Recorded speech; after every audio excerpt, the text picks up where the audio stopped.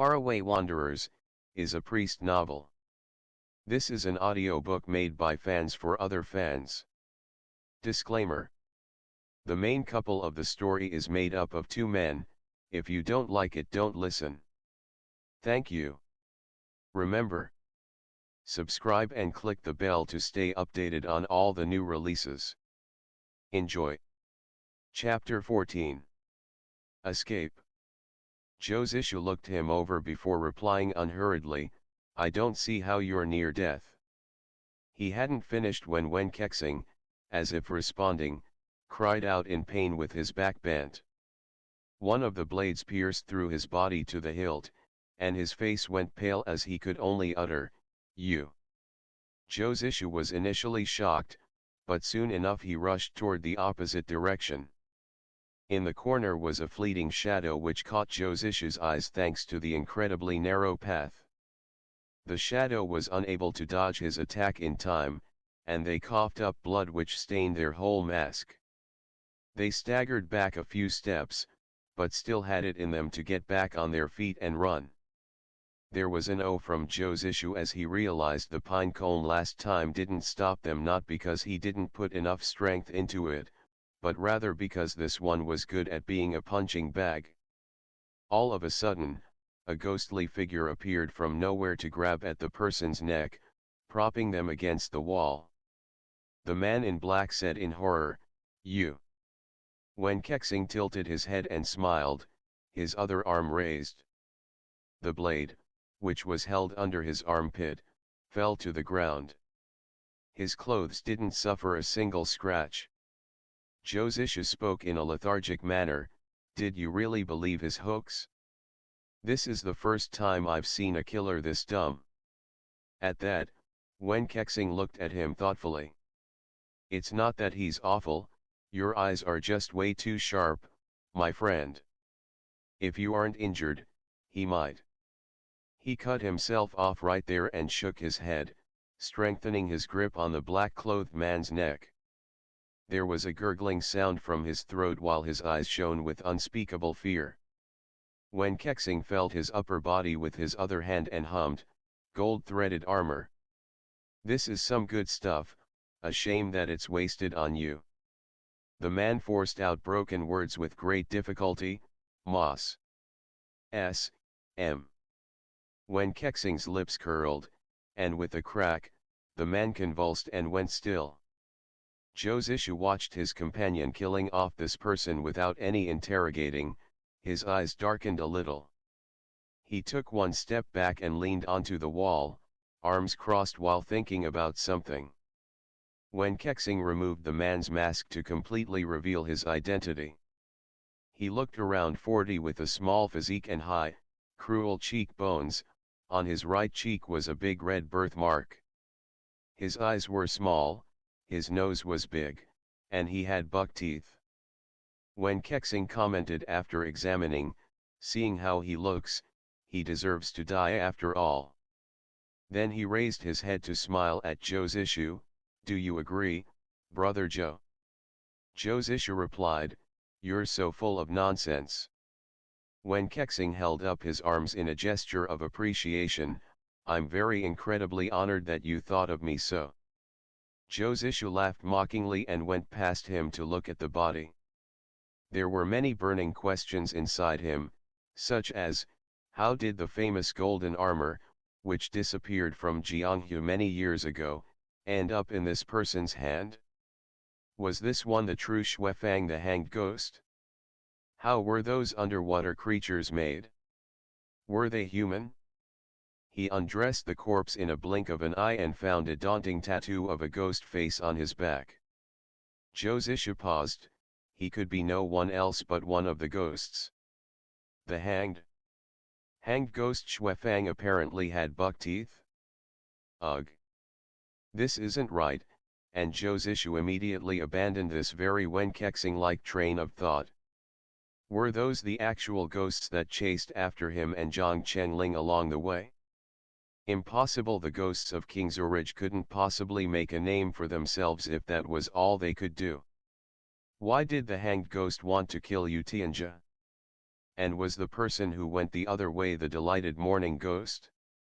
The act of killing renowned figures on the outskirt of the Zhao's holdings was a direct confirmation that they were the ones responsible for the Zhang family massacre. What good would it bring the Ghost Valley?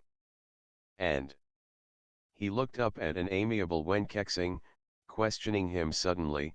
Didn't Brother Wen proclaim that you'd never murdered anyone ever since you left home? Why went against that just now? Wen Kexing glared. He wanted to end me first. If I hadn't been smart and clever enough, I would have died under those blades. Zhou Zishu smiled. Were you also adamant that this disaster would never befall you, Mr. Good-hearted Wen? Wen Kexing replied with sense, look at this one and the ghost face on his back, then look at the young man we found. He lost his head before he could even get hitched. Don't you see? It proves the fact that this man was of the extremely vile sort. Did he need a reason to take the life of a good-hearted one? Zhou Zishu looked at him, not saying anything. Wen Kexing shook his head, voice full of conviction. How sad for an adult like you to be completely ignorant of such principles. I can't even imagine how you grew up. Zhou Zishu was silent for a good while. Then he spat out, grateful for the education. Wen Kexing was quick to reply, it's nothing at all, don't be so formal. Zhou Zishu looked down, back to searching the body. While he was removing the armor, a small pouch fell out from the area near the chest. He carefully took it off, and found a sparkling piece of lapis lazuli inside. It was as big as the palm of his hand and meticulously crafted, seemingly engraved with patterns. He held up a broken piece to examine it under the light. Lapis.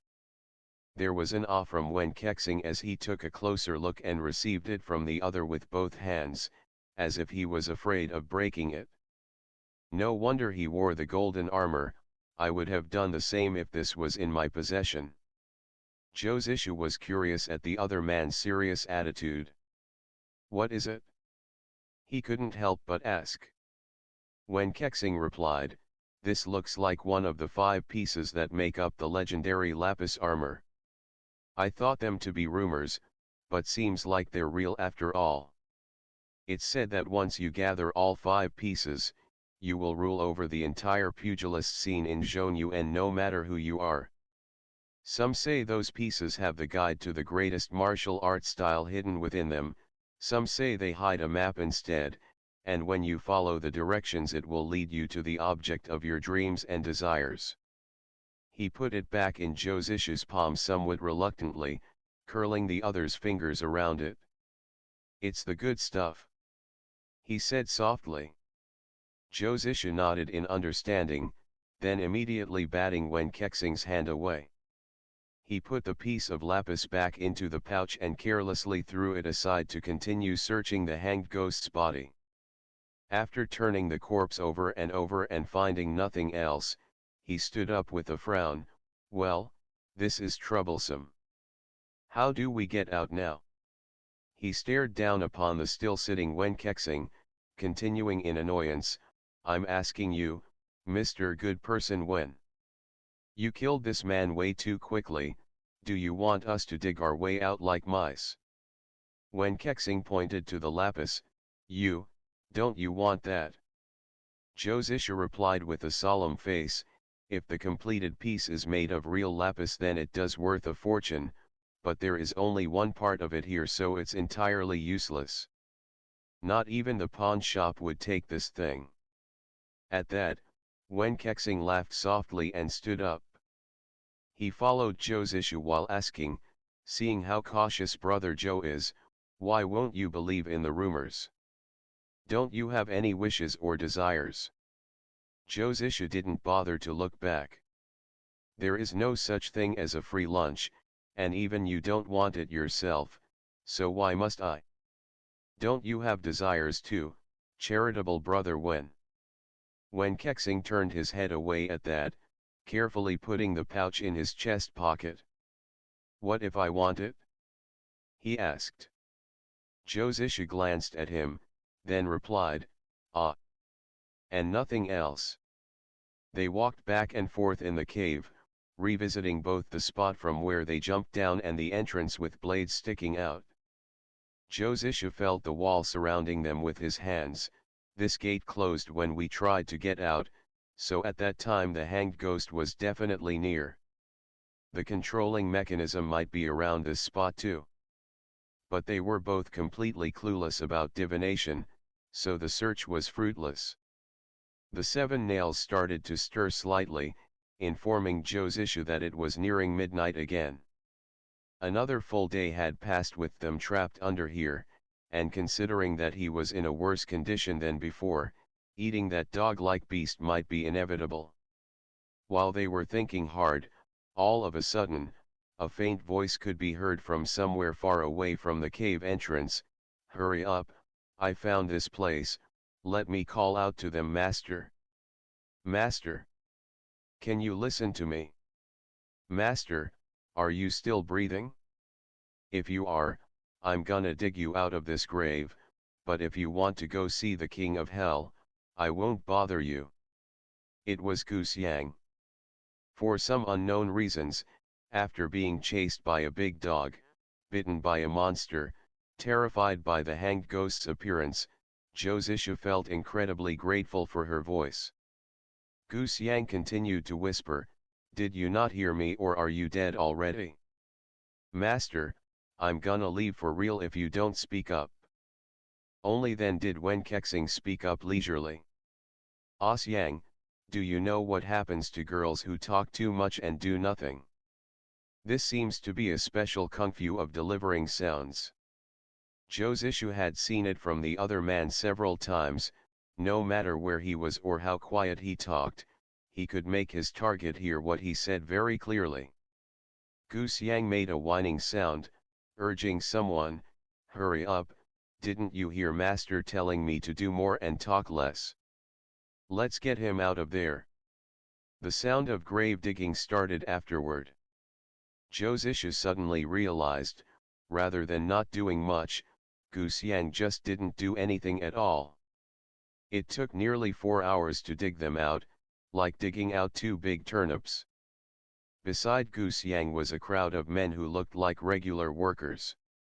She shouted, "Look! They're crawling out." Josisha didn't want to get out any more at her words. Wen Kexing remained calm, making his way out with his face full of dirt and grime. He glanced at Wuxia, ordering her, "You can shut up now." Wuxia stuck out her tongue, making an ugly face at Josisha's direction. A worker walked towards them and formally greeted Wen Kexing, "Master, we're late." Wuxia cut in, "We actually saw the marks you left behind long ago, but the Zhaos made quite a ruckus since there were 2 mysterious deaths going on, and all those cowards who came here after that stalled our progress. How did you 2 end up like this, anyway?" When Kexing replied, "We saw a laughing owl." Josisha glanced at every other direction at once, like being dragged into this was the last thing he wanted. "Huh?" Wuxia asked confusedly. When Kexing explained, "A laughing owl signifies incoming misfortune, including death. That's why we had to hide underground, that way the ghosts will think that we're already dead and they will leave us be." "Oh!" Wuxia exclaimed in enlightenment. When Kexing patted her head, continuing shamelessly, "Bear it in mind, it may save your life one day." Then he looked over to the worker-dressed man. "Old man, these clothes don't suit you at all. Dress like a butcher next time." Old man replied dutifully, "Yes, master." When Kexing waved his hand, "Go, we don't need everyone gathering here and making people think that we're a gang of criminals." Old man whistled, and the rest disappeared into thin air in a very organized fashion, their traces completely vanishing. Josishu also said goodbye, but when Kexing told him, "Brother Joe, how about I follow you?" Josishu used silence to proclaim his objection, only for Wen Kexing to continue, I'm a good man, so I can teach you the art of merit gathering on the way. Zhou Zisha remained silent. Gu Xiang, currently watching this staring contest, felt like the atmosphere had gone very strange. Eventually, Wen Kexing delivered the killing blow, and I'm gonna follow you whether you want me to or not. There was a stiff smile on Zhou Zisha's face as he replied, then be my guest, brother Wen. Looking at Zhou Zisha, Gu Xiang finally understood what the saying "a mule is only obedient when it received a beating" was all about. As for when she looked at Wen Kexing, she finally knew how a person could be so unabashed they would put the rest of the world to shame. She followed the two men, feeling extremely proud of herself for learning so much in just one night. End of the chapter. Stay tuned for more BL.